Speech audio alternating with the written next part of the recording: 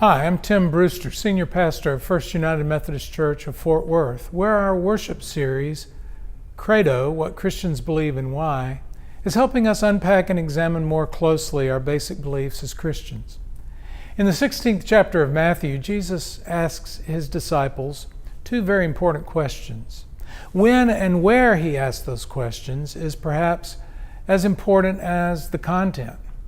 Jesus posed these questions right before he headed to Jerusalem, where he would be arrested and put to death. Matthew tells us that Jesus took his disciples north from the Sea of Galilee into the mountains to a place called Caesarea Philippi, which was a center for pagan worship. It was there, surrounded by dozens of niches carved into the cliffs, each containing a statue of a pagan god, near the great temple to the god Pan, that Jesus asked his disciples the first question about himself. Who do people say that the human one is? The disciples replied with a good, more or less footnoted answer to the question. Some say John the Baptist, others Elijah, and still others Jeremiah or one of the other prophets. Now this answer made some sense because it was pretty easy to see in Jesus' life aspects of the lives of all the individuals that they mentioned. Then Jesus asked a much more pointed question. And what about you? Who do you say that I am? I think it's that second, more pointed question that calls to us as followers of Jesus.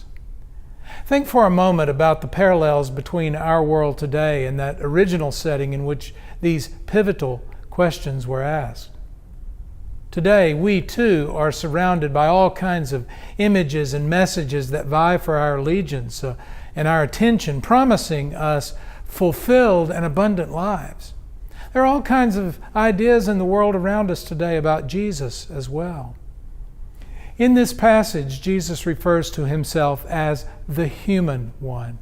Sometimes our answers to this question can complicate the matter and even turn the very human Jesus into a theological abstraction. Many years ago, there was some graffiti on the wall at St. John's University in Minnesota that said, "And Jesus said unto them, Who do you say that I am? And they replied, You are the eschatological manifestation of the ground of our being, the kerygma in which we find the ultimate meaning of our interpersonal relationships." And Jesus said unto them, Huh?